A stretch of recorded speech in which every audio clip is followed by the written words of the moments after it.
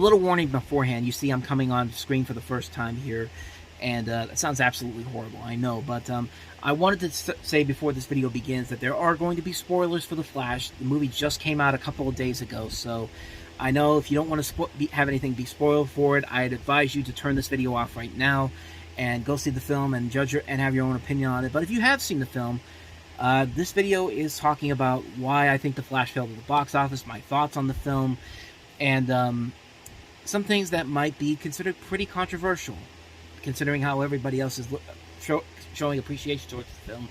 We're going to be talking about some of the stuff that happened behind the scenes and some of the stuff within the movie itself. So like I said, you don't want to be spoiled by any of that. If you don't want to hear this, feel free to go to another video. So with that said, let's begin the conversation. Hello everybody, and welcome once again to another preview of the Reviewing Network Live, where we're going to be covering movies and entertainment in general, like television, all that kind of stuff, and of course the biggest stories of the week. And quite honestly, I don't think there's a bigger story going on right now in the entertainment industry, obviously besides the writer's strike and all that, than what's going on with The Flash. Let me just say right now, we are going to delve into a lot of stuff about this movie, including my thoughts on the film. I finally got to see it not too long ago, is over the last couple of days, I should say, and I have my thoughts on it here, and there's a lot to say about it, not just in terms of the movie itself, but also with the many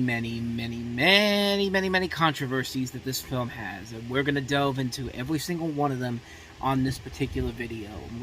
I'm gonna say right now, I'm gonna try my best to be as candid as I can. I'm gonna try not to swear as much because trust me, I'm not gonna be able to control myself if I accidentally let out some swears in this particular case here. But this movie, I have some things to say about it. Some of it's not gonna be pretty, but we need to talk about some of this stuff here. So not only are you going to get my review of the movie, I'm going to go into details on why this film failed miserably, on not just at the box office, but as a film in general, and how they tried to save this as much as they can in a desperate attempt to save it, if you will.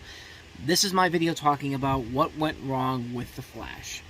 Now, before we get negative, let me tell you my thoughts on the film itself. I'll basically just tell you that, straight off the bat, I really did not like this movie. I went in there to give it the benefit of a doubt.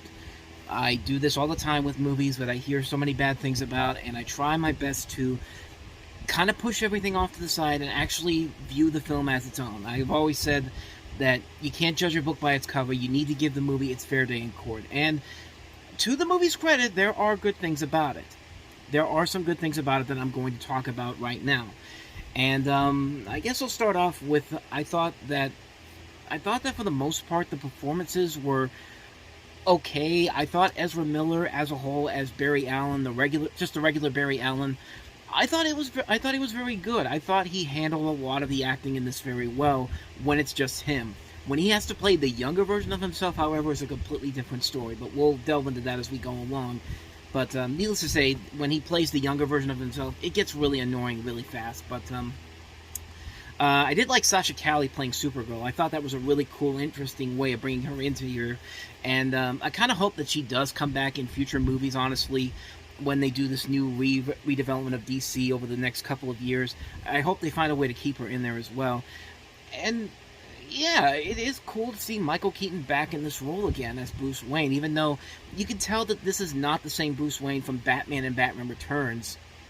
But it feels cool to see him in there. Like, I really wish we could have gotten to see him in that other movie that I'm going to delve into in just a little bit. But I thought he was pretty good in there. I thought that the emotional moments in here actually did work very well. I especially like the last 15 minutes where you see, Barry trying to reconnect with his mother and the way that he has to say goodbye to her. I thought that was very well done. I thought they did a very good job of handling that, and it was easily one of the best thing about the movie, I will say.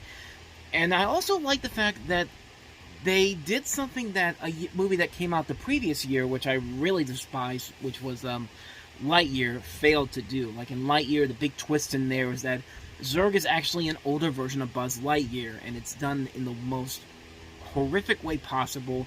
It's not clever whatsoever. It's so poorly done. There's a point in here where you get a darker Flash, and the big difference is that in this movie compared to what they did in the previous movie is Lightyear, I should say. Because in this movie, the whole point is that the Barry that we're following, the main Barry, is trying to figure out a way to save his mother from getting killed. And because we've seen this character in so many other movies in the past, we finally have gotten a connection between him and us, the audience. We can follow along in his story and follow along in his adventure in trying to save his mother through these different timelines. And we find out that he is so committed to this that he ends up going into a villainous turn. And I thought they did this a whole lot better here than they did in Lightyear, because in Lightyear, there was no real connection between the Buzz Lightyear they had in there and the older Buzz Lightyear that eventually becomes Zurg. I thought that was an idea that just did not work at all. It was a bad idea altogether. But in The Flash, they actually found a way to make it work. I was actually really surprised at how they were able to make it work in this case, and for that, I have to give the movie its proper credits for that. I also like how they brought Ben Affleck back as Batman. Like, he's been the one consistent in terms of how they've done Batman in these DCEU films. He's been great in the films, and I kind of wish that he'd gotten his own solo film to maybe get a chance to really show what he can do. But as it is, he was probably one of the strongest things about playing Batman in these movies. Of course, besides the Batman with Robert Pattinson. But then again, I don't think that's technically considered part of the DCEU. But yeah. That's a lot of the good things I liked about the movie. I mean, there was about maybe 20 minutes of the movie that I thought was really, really solid. But the bad news is there's still 2 hours of stuff that I really did not like about it. And I might as well go into those bad things. And we'll be delving into some of these, because I actually have a list right here next to my camera here that I actually remembered to take note of what I wanted to talk about here. So those are the positives that I liked about the movie. Now let's go ahead and go back to some of the controversies that are surrounding this movie first, before I delve into my negative thoughts on the film. Now, if you didn't know who David Zaslav was before August of last year, you certainly know him now, because ever since this guy became the president of Warner Brothers Discovery, when Discovery and Warner Brothers merged in 2021, there's been a lot to criticize him for, and none of that was bigger than what he did starting in August of 2022. None bigger than starting off his plans to cut $25 billion off the company's market cap with a doozy. Of course, I'm talking about getting rid of Batgirl, not putting the film out altogether, but never letting it be released because the company decided that it did not work, and they wanted to make DC films big theatrical event films, and this was among one of the most expensive canceled cinematic projects ever. I mean, this is a film that had a $90 million budget. It had 2 hot directors, Adil El Arbi and Bilal Fallah, who did Bad Boys for Life, and it was starring a hot young actress at the time, Leslie Grace, who had started in The Heights a year prior to this. And it also had Michael Keaton as Batman in there, as well as Brendan Fraser pre-Oscars, as well as J.K. Simmons as James Gordon. So what happened was, test screenings apparently were so negative that was seen as a factor in WB's decision.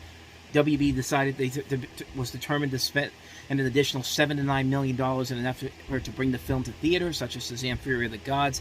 They decided not to do it because they said, and I quote, would be fruitless to do so. Variety and a lot of other people said, however, that was not the case. It was part of the studio's larger cost-cutting methods, given the budget increase from an initial $70 million to $90 million, and the desire of DC films to be theatrical blockbusters. And test audience, Deadline Hollywood said that test showings showed temporary versions of the visual effects, which tend to tamper audience enthusiasms. Like, I've talked about this before. Like, you can't really have test screenings be the main reason for you to not accept to get rid of something. Like, of course, the biggest one of all was The Little Mermaid, the original Little Mermaid, when Jeffrey Katzenberg at the time wanted to get rid of Part of Your World because he thought the song wasn't working, kids were getting bored, and everyone was trying to defend it, saying that it was just the fact that the movie wasn't completed, the animation wasn't completed, You have to keep that in the film. It's the heart of the film. And Glenn Keane, Howard Ashman, they fought long and hard to keep that in the movie. And eventually they succeeded, and lo and behold, it's one of the most memorable things about the movie.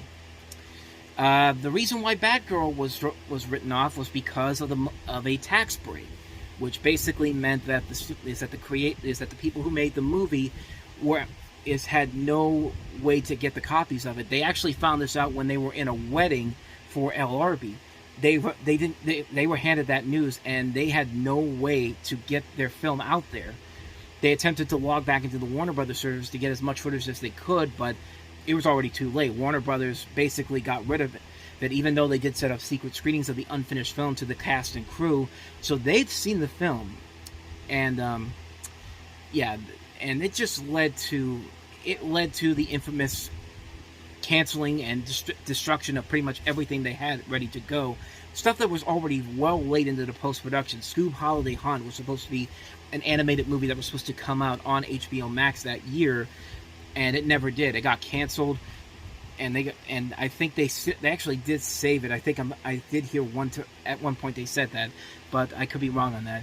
He also received backlash for removing many of Warner Brothers' animated programs from streaming platforms and pulling the service from the content in general from HBO Max, including Final Space, which was written off by taxes, Infinity Train, Summer Camp Island, Close Enough, The Not Too Late Show with Elmo, 200 episodes of Sesame Street, all taken off and written off as tax write-offs. Like it's unbelievable how one guy shows so much of a disdain for something that does not make any sense whatsoever. There has to be other things in that studio that you could have taken out of there to try to save money, to save your studio from being in debt for this kind of a debt. I mean, it's amazing that that somebody there was okay with this. Nobody ever got on him because of that. Like, Bob Chapek was not that great of an executive at Disney. And what happened? What happened? They got rid of him and put Bob Iger back. And it's not saying that Disney is currently better off where they're at right now, but they're certainly in a much better place they were last year. I mean, for Bob Chapek to go out there and say that we don't care about basically say we don't care about animated movies anymore, and from a studio that had their career solidified by animated movies, like these animated characters that have been almost 100 years old, and it's been part of what makes Disney so special. And for him to just come out and say that, I feel like that was the straw that broke the camel's back in terms of Chapek being the president of Disney. They got rid of him, and so Disney trying to fix their problems right now, but they are far better off than where Warner Brothers is right now in the way that he handled that stuff. And of course, everybody was pissed off at him for doing that. And it's like he doesn't care. It's like he does not care that he's doing this type of stuff, because he's clearly got more of a focus on not just Warner Brothers, but incorporating more of Discovery. His incredible assortment of Discovery Channel shows, which, by the way, the Discovery Channel has regressed big time, because they have been more focused on not just reality shows, more shows involving the Gaines family and the 90 Day Fiance. I'll never forget when I saw the thing when they announced Max and all the franchises that they had in mind, and one of them was the 90 Day Fiance universe. Like, what universe could you have to bring to this table? I mean, seriously, dude. And he had this problem when he was working at Discovery. He's the sole reason why the hub fell apart so quickly as he did, because he took it over and just changed it around so badly that it was a shell of what made the hub so great in the first couple of years of its run. I mean, this is a terrible, terrible CEO, and yet he still has a job 2 years into his tenure, and almost a year after he pulls this crap. It's just asinine. It's unbelievable that he did this, and again, people are praising him. I don't even think people praised him, honestly. I think that I'm reading something here that he was named one of Time's 100 most influential people in 2022. I thought that was after he made these decisions. No, this was made before that, in May. And I'm pretty sure they'd look at this again and go, I've made a terrible mistake. So of course, David Zaslav helped him try to get past the controversy and say that, oh, it's okay, guys. He's cool. Ezra Miller's perfectly fine. We don't need to worry about his and all that. Everything's going to be just fine with him. Don't you worry about it. Yeah, we'll get into more of that in just a little bit. But let's move on to the next thing about this, and that is, of course, how WB handled this controversy with Ezra Miller. So Warner Brothers had to deal with the situation. The head of the company, Miller and their agent went to the heads of Warner Brothers and said they apologized for his behavior, the negative headlines the film received as a result. And this came after Miller was spooked by the prospects of the film being canceled. They were literally going to shelve the film, but they decided not to. So just think about that. Batgirl got shelved so easily, but this movie gets by okay. Can you see where the problem would be in that?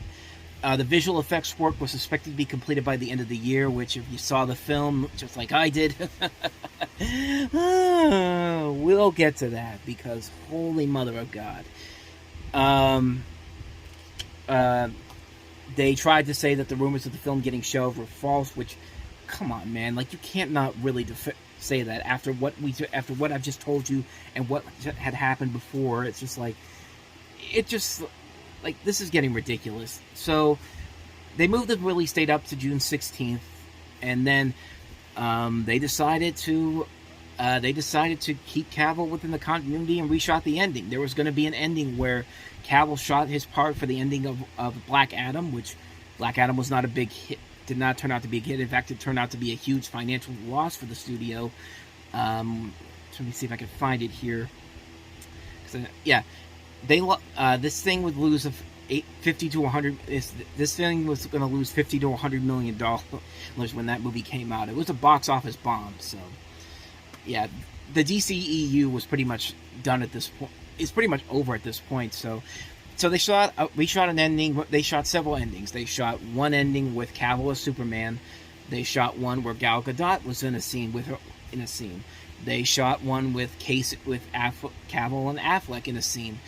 And the original ending shot was actually supposed to be Keaton's Batman, Sasha Calle's Supergirl, continuing to exist in the timeline, but essentially erasing Cavill and Affleck's roles in the process. And then we get the ending that they brought in for this movie, which they literally shot before mere weeks before the movie was coming out. And actually, no, that's actually not true. They actually shot this in January, but it was kept under wraps until June, where, of course, we have George Clooney reprising his role as Bruce Wayne, which I have to admit, I like that they gave George Clooney a chance again to play Bruce Wayne, because really, when you think about it, George Clooney was not the biggest problem with Batman and Robin. Everything else about it was, which I'm going to review that on Time About the Movies pretty soon, so I'll save most of my complaints about that film for then. But so they reshot the ending for this. I think like I said before, the ending I thought worked pretty well. So I don't think it was that big of a deal when they did that. So, it's the way the WB tried to handle this and tried to build a buzz up to this, because let's face it, you cannot market this movie as well as you want it to because of the legal issues that are going on with Ezra Miller. WB focused on marketing the film itself, so rather than focusing on Miller, they decided to sideline Miller and pivot towards the director Andy Muschietti, who also did the It movies. They had I think it's his wife, Barbara Muschietti, and then Sasha Calle to promote the film, and they made intense efforts to highlight Keaton's role in Batman to introduce nostalgia to it. Though I thought the reception to it overall was not a good idea, and then they had they thought it was too. It's going to get into my complaints about the movie. They thought it was too much like Spider-Man No Way Home, which, if you've seen the film, it's way too much like Spider-Man No Way Home. But this is the part that really just irks me. It irks me what they tried to do here with this, because they basically went out to specific figures. They went out to Stephen King, Martin Scorsese, and Tom Cruise to improve the discourse surrounding the film. And they got them to say high praises about it, which at that point I was just like, take a step back, guys. I mean, seriously, you're going to get... First of all, Stephen King, Tom Cruise, and Martin Scorsese have made films with Warner Brothers. Of course, Martin Scorsese had that rift between the Marvel Cinematic Universe, where he said that those movies aren't cinema. So of course WB is going to try to build the hype for the DC fans to get them hyped up for this, because they're going to say, well, if Martin Scorsese is saying this and he criticized Marvel movies, it has to be good.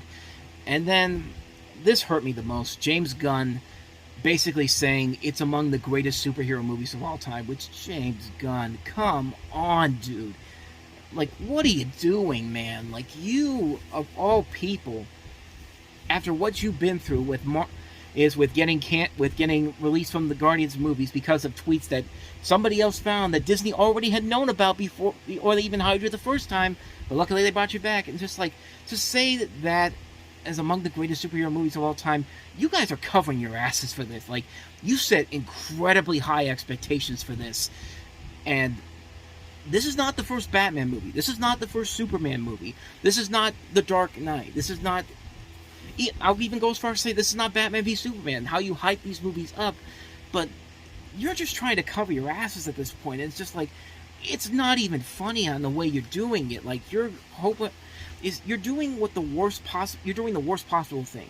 You're giving your fans way too much hope in something when you started this the whole way through, and now you're just trying to cover your asses for something, because now that you said it, it's got to be your sticking point here. Like, you can't take it back. Like, I'm sorry, among the greatest superhero movies of all time, like, that was the worst one. Like James Gunn, I expected a lot better from you, because I have high hopes for you in turning this around again. But man, when you said that just really disappointed me that he said that, because James Gunn is a talented director. He's a talented filmmaker, and I'm excited to see what he brings to the new DC revival. But him saying it's among the greatest superhero movies of all time, that was just so bad. That was just a badly executed move on their part, because the results show that even the people that like the movie say it ain't that great. So, but that brings us to the reviews for the film. Let's talk about Rotten Tomatoes. So the reviews started coming out for The Flash about 2 weeks before the movie was coming out, and so everybody went to Rotten Tomatoes, and Rotten Tomatoes actually gave it some pretty good reviews.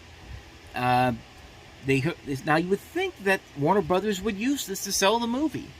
They put it in their advertisements, but no. You want to know what they did? They took Twitter reviews, and not even from film critics. They didn't even try to do that.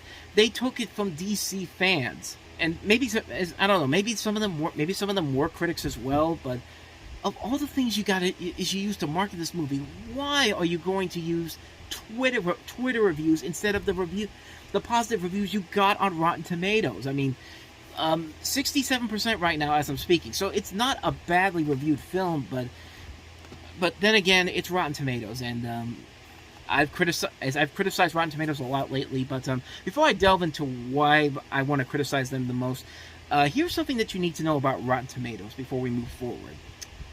Rotten Tomatoes is owned by Warner Brothers.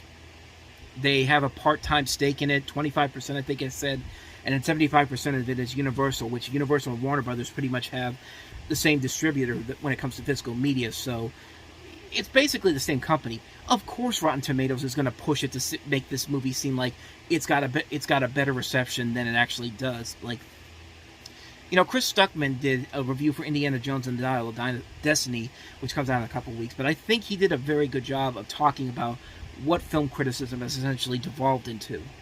He basically says we also live in a world now where film criticism has been blended with film journalism and entertainment hosts, and the whole idea of actually talking about a film with any nuance has almost universally lost its meaning, which is very sad. He says I could still go back and read Roger Ebert's reviews, and I feel like I'm really getting to the root of the film when I listen to the way he spoke about films, and he just doesn't feel that anymore.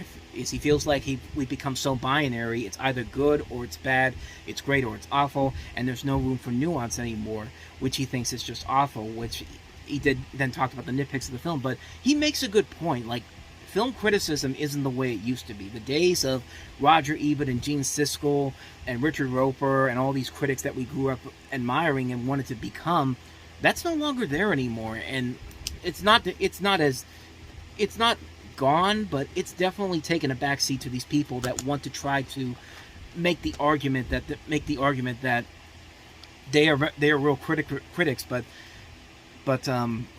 it's a weird it's a weird thing right now. It's a very tough time. I try my best when it comes to these movies to be like what Roger Ebert and Gene Siskel and Richard Roeper were. These are guys that were my influences to wanting to become a film reviewer, and I've always thought I've tried my best at it. I don't think I'm that great at it, but you know, I get where Chris is coming from. I completely agree with what he's saying, and I really respect him a lot as somebody who not only is a really good film reviewer, but clearly is somebody with the intentions to really love movies. And I think he brought up a good point in that particular case, that like film criticism is just not where you want it to be at this point. And I think in this case here, you could just tell that this was something that you can't really buy a lot into the reviews for this movie, because of what I'm about to talk about here. There's a lot of elements in this movie that really do not work whatsoever. And yet people are praising this type of a film when we're going to talk about other movies that were thrashed by critics that actually had better elements to it than this movie does. And I'm going to start off with the biggest problem with the film, and that is the special effects. So we have the special effects in this movie, and they have been hotly contested. A lot of people really do not like the way this movie looks, but according to the director, though, they're intentionally supposed to be this weird looking and not that great. And I'm sorry, man, I'm not buying it. I'm not buying that you really believe that these are good effects. Like, the fact that you've had these visual effects done up until December of last year was just like, it's just like, really, dude? Like, you can't just admit that you have terrible effects in this movie.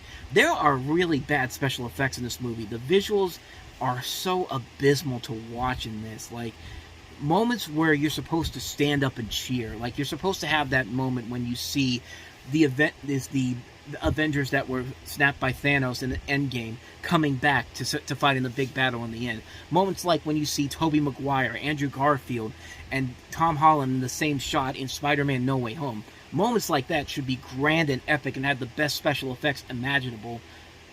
In this movie, there are several moments that should have been standout moments. You have a scene where you have the Christopher Reeve Superman and the Helen Slater Supergirl meeting up. And this should have been a great moment, an emotional moment here. The effects on them look horrible. Like, I have no idea what they were thinking with that. Like, it looks like they were deep-faked on, and they didn't even try to fix it. Like, the technology has gotten to a point where you can make this work. I mean, let me pick up another movie, Ghostbusters Afterlife. How'd they bring Egon Spengler back, even though Harold Ramis is dead? It's the way they did it, and it was one of the best moments of the movie. It was the one thing that everyone remembers from that movie, and it was one of the reasons why I love that movie so much, to be my favorite movie of 2021. And, like, for this to do that is just ridiculous. And not even that. Of course, one of the things that they spoiled right away with it is that a week before the film came out was that Nicolas Cage was going to play Superman. Of course, you know the story about how Nicolas Cage was supposed to be the Superman in Tim Burton's Superman Lives, and one of the biggest things that was going to happen was that he was going to fight a giant spider. And again, should be a great scene, should work very well, because, you know, Nicolas Cage is still alive. He clearly would like to play this role at some point. I mean, he played it in Teen Titans Go to the Movies, an animated film, and when I watched him in that scene, a scene that should have been so awesome, so amazing, it's just not there. Like, it's like, it feels like he wasn't even on set. It feels so lifeless, and like, it's just a mess. And I don't think a better way to sum up that scene is perfect enough when you have a scene that literally is showing both of those worlds, the Reeves and Slater worlds and the Nicolas Cage world, splattering together. It feels like the movie is digging up the graves of the older Superman properties and bringing them back so they can just destroy them in a way that's just so unbelievably terrible to watch. I mean, it's abysmal how bad these effects are. And when people complain about the MCU, the Marvel Cinematic Universe, there are times when you're right. There are times when the special effects need to be criticized. I said it before with Quantum Mania. MODOK looks horrible, and whoever approved that should have been fired. But you know what? MODOK still looks a lot better than the deep fake Christopher Reeve you have in here.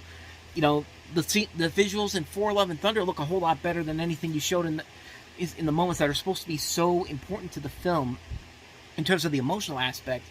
But that's just one of those things that it takes away from the enjoyment of the film for me. The terrible visual effects, the cameos that are supposed to be really cool. Like, Michael Keaton is great as Batman, but man, when he puts on the bat cowl again, and his line readings at times really feels like he's just cashing a paycheck. Like, I never really felt like he really wanted to be involved in this particular film. Like, it didn't feel like he was fully committed to this, and it's a shame too. Like, there is so much that needed to work with this. Like, you could have all the cameos in there, but the visuals just aren't flying in this case here, and it just hurts the movie big time. It's a major reason why this film is so terrible. They took an opportunity that should have worked so easily, and they blew it. They blew it on bad visual effects, and it just doesn't work. Like, it's the reason why I'm going to say this, and I'm going to probably be very controversial about it, because, you know, I really do feel this way. This is the worst movie of 2023. All the build-up you had for this, you conned all these people that you had one of the greatest movies ever made, one of the greatest superhero movies of all time, and this was the end result. A terribly put together film that has 20 minutes of great stuff, but 2 hours of content you really have to, like, grind your teeth and struggle to get through. This is absolute garbage. Like, this is a terrible movie. I cannot believe how bad this movie is, and I can't believe how many people are defending this movie. Like, listen, you want to defend the movie, go ahead. I'm not going to. It's like I've always said, we live in a place where freedom of speech is allowed. You should be allowed to say whatever you want to, and I should be allowed to say whatever I want to too, and face the consequences of it. Because I know some people out there are going to get mad about what I'm saying here, but I'm sorry. Like, I just didn't see what everybody else saw on it. I think people are so starstruck by the fact that they got these people involved that they haven't seen in a long time. I mean, Michael Keaton's great to have back, yeah, but if he's not involved in a good movie, then what's the point? And, like, that's another thing that really bugs me about this. They praised this movie as the greatest superhero movie of all time, like, and to end up as bad as it is, how bad was Batgirl that you felt like you had to cancel that? Like, how seriously bad did that movie have to be in order for this movie to get a release? But that doesn't. We'll probably never know, but yeah, honestly, it's one of the worst. It's the worst movie I've seen in 2023 because of one, the build up, two, trying to keep it going despite everything that was going on behind the scenes, three, trying to hype it up to an extreme point, four, trying to defend your stupidity by thinking these visual effects that are not great are supposed to be the point, and just trying to cover your asses on every single thing, and you failed miserably to make this movie any sort of entertainment. Like, I would rather watch any other movie in the DCEU than watch this one again. Like, I'll watch Batman v Superman again because at least the visual effects in there were trying. You know, Suicide Squad was at least trying with its visual effects. So was Wonder Woman. It feels like it wasn't there this time around. It's just like, and I just don't get it. I don't get what everybody saw in this to try to defend this as much as they can. But then again, they're allowed to have their opinions, like I'm allowed to have mine.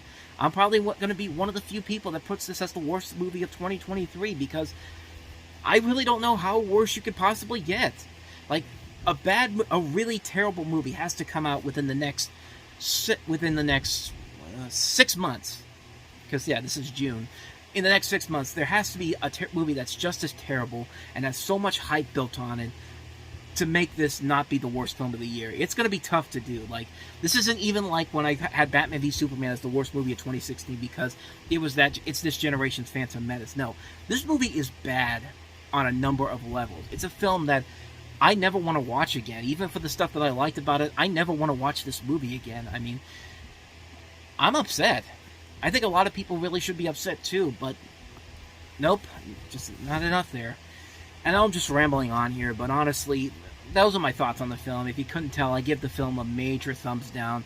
I didn't think anything would top 80 for Brady for the worst movie of the year so far, and lo and behold, I was proven wrong. But then again, I might be proven wrong again on the Flash. Maybe some terrible movie will come out. But it's by the time I do my best and worst of 2023 at the end of December. So I know I'm just rambling on here. So let me just go on to my last point. And that last point is the DC Extended Universe. And we should be just saying that thank God that this is ending, because this was a disaster right from the beginning. When they first announced the DCEU, they had this plan that they were going to have they were going to have all these movies coming out, and only 3 years to prepare for it. 3 years to prepare for it. You know, the Marvel Cinematic Universe, I'm pretty sure it took more than 3 years to do it, and they took their time with it. They knew that they had to see if this was actually going to work. That's why you had Iron Man tease the possibility of an Avengers movie.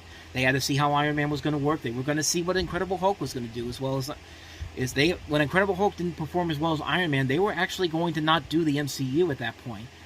But then Iron Man 2 was a decent hit critically, not financially, I should say.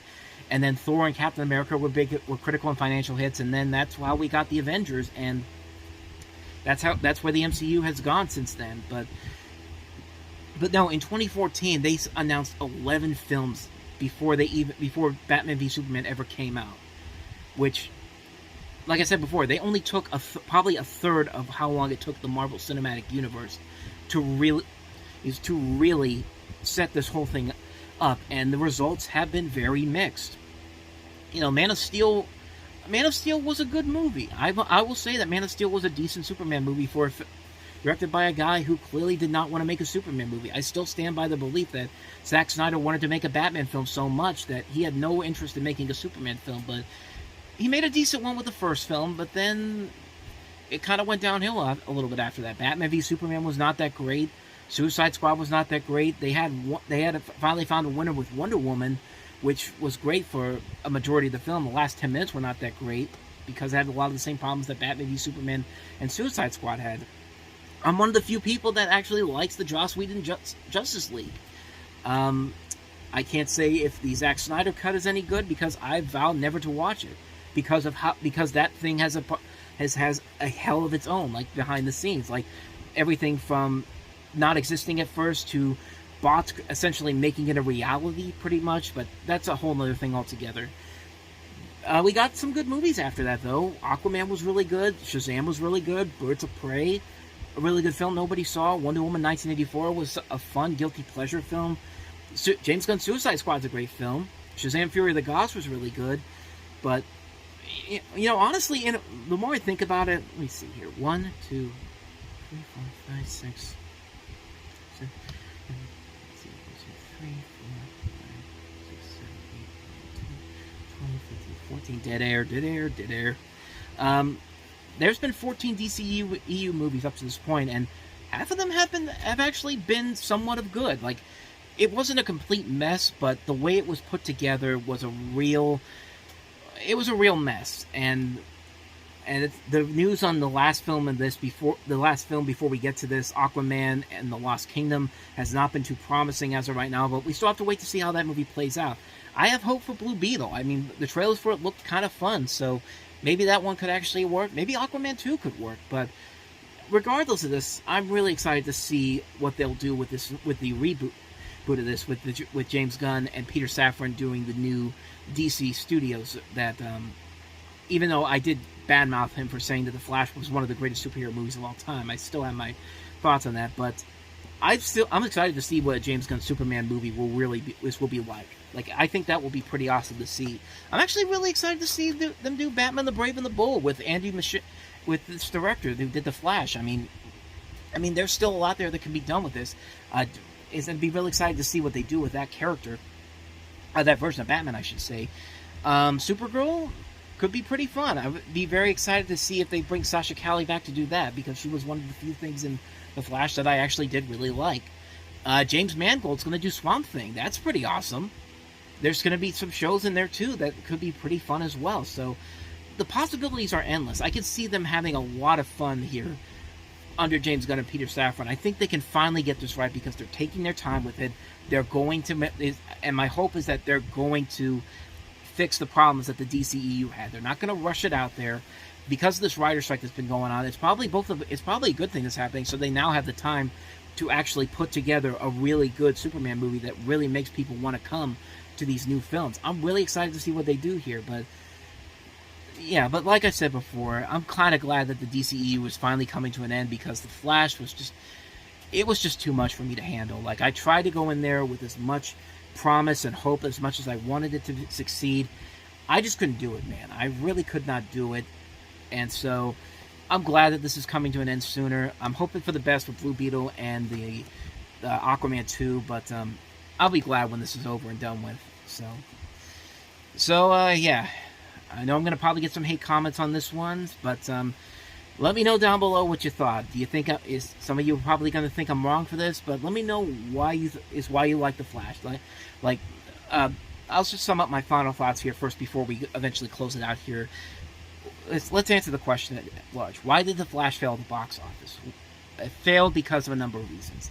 The controversies behind Ezra Miller, Warner Brothers trying to save the film as much as they could, but promoting this as one of the greatest achievements in cinema history when it was clearly not. Trying to get reviews to save the film, trying to get celebrities to save the film, poor marketing, it's a poorly executed script, terrible special effects that you try to defend, cameos that should have been great but really was not. It's one of the biggest letdowns I've had in a long, long time, and I'm really saddened to say that this is the worst movie of 2023, at least in my opinion it is, and I'm not too saddened to see the DCEU really go. So thank you guys for watching this video. I'll wrap that up. So if you want to see some of my other videos that I've done, I did a video talking about the live-action Bambi remake and my thoughts on why I think that's my favorite movie of all time. I'll put that in the corner, as well as the playlist to see the other videos I've done for the Reviewing Network Live. So thank you guys for taking the time to listen to this. I want to hear your thoughts on this, and please be constructive on this, please, because I feel this is just my opinion. I want to know your opinion too. So thank you guys for watching. I'll see you guys next time for another video, and until then, as always, take care.